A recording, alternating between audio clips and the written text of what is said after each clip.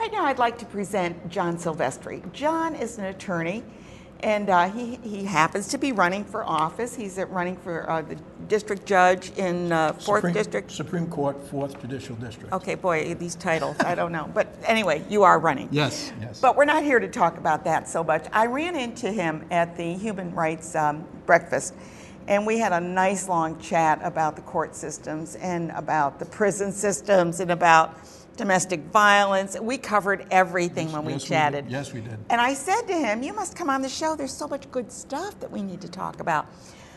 Tell us what's going on in the court systems and how we can free up some of what's going on there. Okay. I think one of the biggest hidden epidemics facing our court system and our society as a whole is domestic violence. It is just pervasive.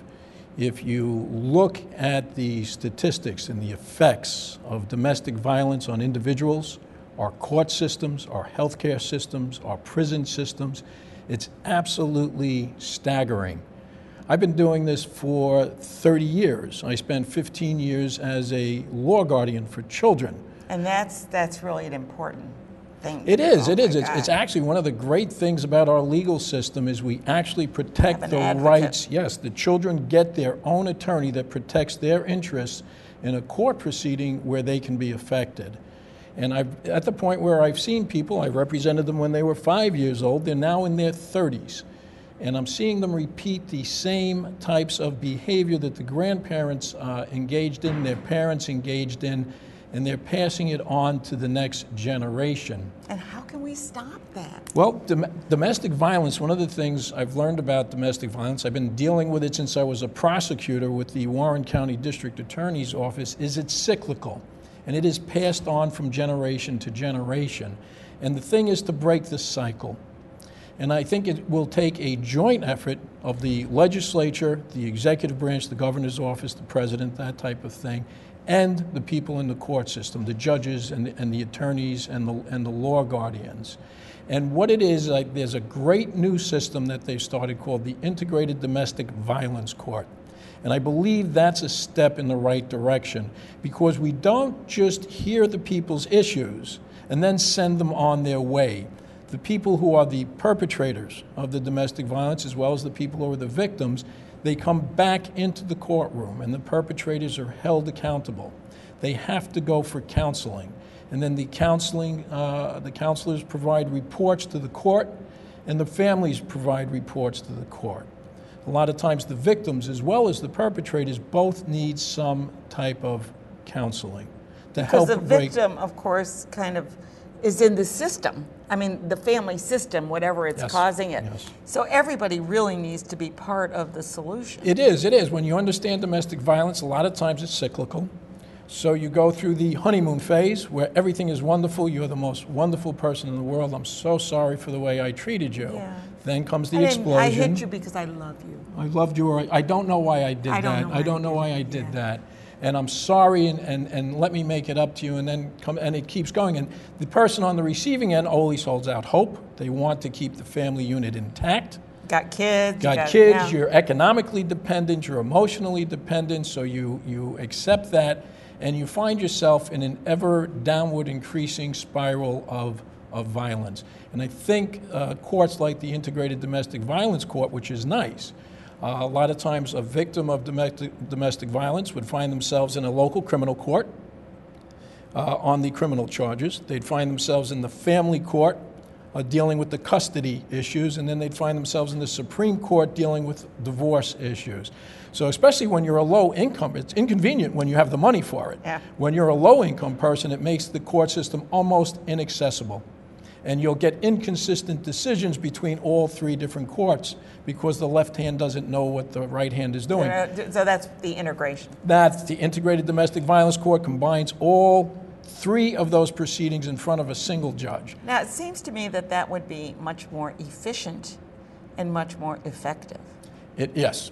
It's going to be more cost efficient, not only for the people that are appearing in front of the court, but for the judicial system also. And how close are we? Is this in place? Oh, it is. There are integrated domestic violence courts in place throughout the New York State judicial system, and they're new. We're just starting to get statistics, but the statistics so far are very favorable that they are effective in helping to break the cycle of violence, and you're not seeing the repeat offenders as much. So there is a lessening of the repeat offenders. Yeah, it's a problem because it seems that it's, I don't want to say ingrained, but they've seen that the violence in maybe their family, that's how their father treated everybody.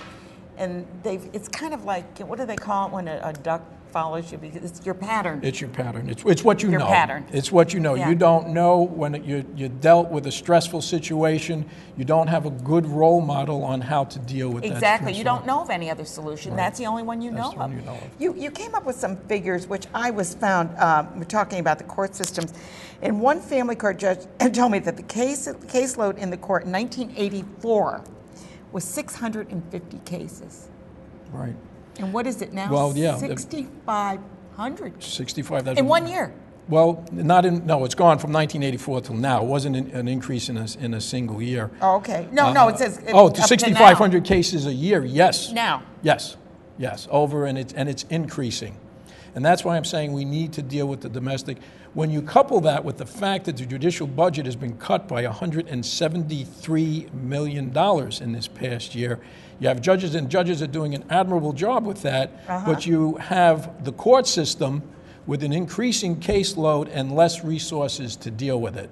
So we have to start to discuss whether or not we have an inappropriate reliance on our judicial system to deal with what really are mental health issues and what really are social cultural issues. Which is the drugs. Which is the drugs and the alcohol. Let me give you just one group of people that I've been working for. I've met with Courtney Slade from the VA hospital in Albany. Oh yeah, and she and I have been going around and dealing with prosecutors and police agencies. So far we've managed to cover 3. We've got 8 more to go in the 4th Judicial District.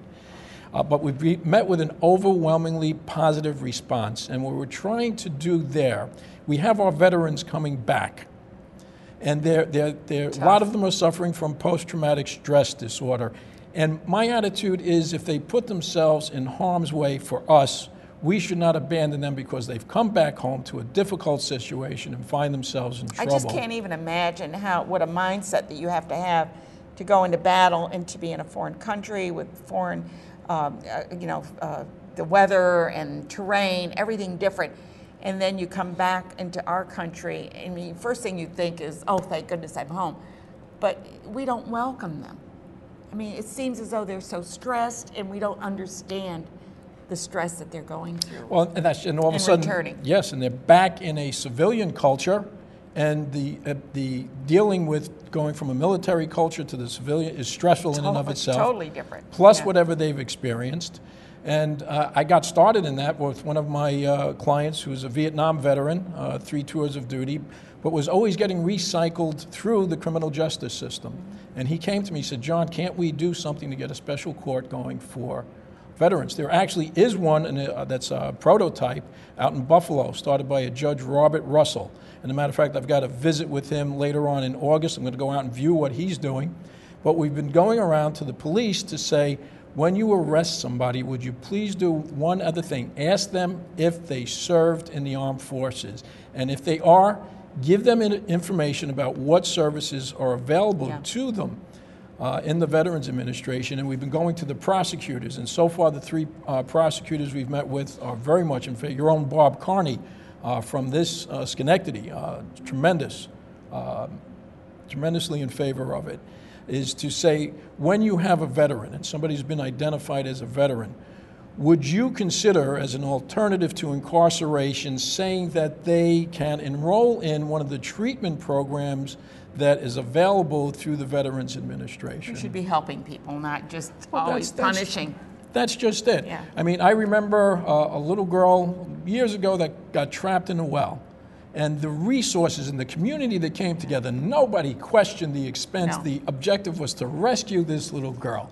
And here we have soldiers. I mean, if you look at the statistics for female veterans, there's somewhere around 55,000 homeless female veterans. And they're coming back suffering from post-traumatic stress disorder, 93% of them. 56% of them say that they've been exposed to some type of military sexual trauma. Now, what are we going to do? Abandon these people? We should be out there the same way. At 9/11, we dug through the rubble of the Twin Towers. We should be digging through the wreckage of these people that have been exposed to these lives, and to look for the survivors. Well, you can tell now how I could spend hours talking to John about these issues because he's so illuminating and brings out so many of the social issues that we are facing. So, John, thank you so much for being on this show. It's always a pleasure to talk to you and to learn a little bit more about the court system. Thank you.